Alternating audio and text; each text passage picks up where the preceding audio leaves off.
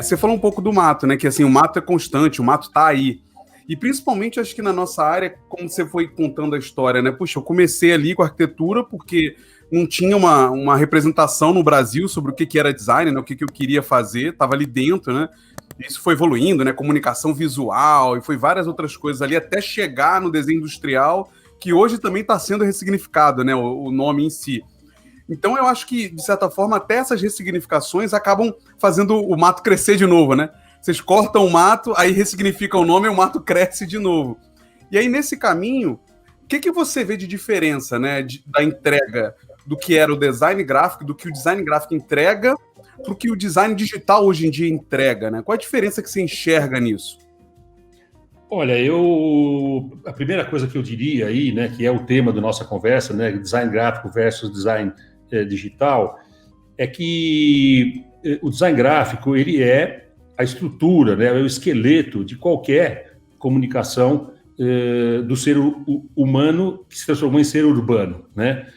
Se a gente pensar quanto de design gráfico é necessário numa fazenda, né, ou nas vilas primitivas, ou no século XII, era muito pouco, né? E o design gráfico, ele é uma disciplina que nasce com a urbanização, e ele nasce justamente porque a urbanização pressupõe a organização desse lugar de existência que a gente acabou adotando como nosso hábitat, né, que é a cidade, que não existiria e não funcionaria se não houvesse design gráfico, né? Se a gente pensar na sinalização, como eu já falei, do metrô, nos livros e nas revistas que a gente compra na banca, nas embalagens dos produtos de consumo que a gente consome diariamente, e tirar o design gráfico, que é a organização da mensagem e identidade de tudo que o homem com que o homem interage na cidade, a cidade não funciona, ela seria um caos, né? Então, a primeira camada nossa de responsabilidade é de organização, estruturação e identidade das coisas que são necessárias para o nosso dia a dia,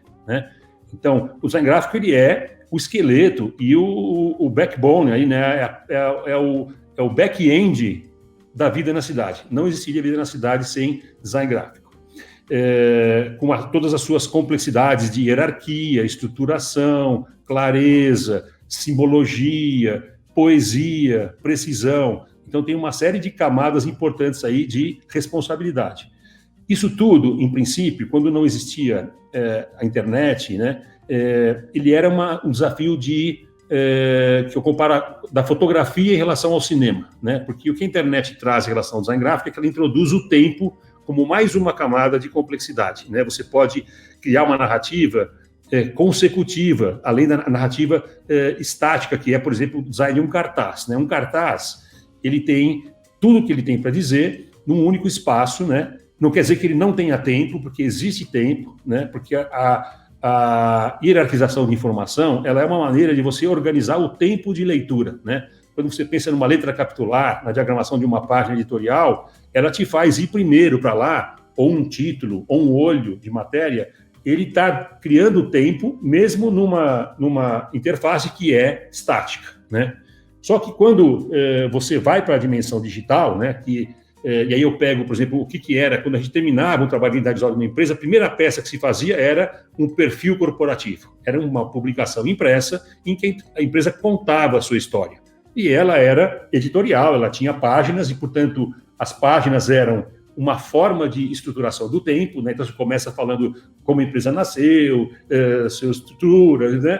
E hoje isso virou site, né? Ou seja, o editorial se digitalizou e o tempo virou um tempo mais sofisticado do que o tempo editorial, que é o tempo real do cinema, né? Você pode e deve usar recursos de animação como mais uma camada de possibilidades que multiplica e potencializa a complexidade do que é estruturar mensagens visuais, né? Então, se eu tinha antes que organizar, estruturar, hierarquizar no bidimensional, né, ou no plano, ou no estático, no espaço, agora eu tenho espaço e tempo como desafios e possibilidades e recursos de transmissão de mensagens, né? Então, a formação desse profissional, eu acho que ela deveria passar pelo design gráfico por princípio, né? O design gráfico existe sem o tempo, mas o design de interface não existe sem o design gráfico, né? O design gráfico, ele é pré-requisito, ele é a estrutura ele é a base de organização e estruturação de mensagens visuais, sobre a qual você pode, estruturando e organizando o tempo, multiplicar o que você tem para dizer e dar mais sentido, mais poesia, mais precisão a essa inter-relação, né?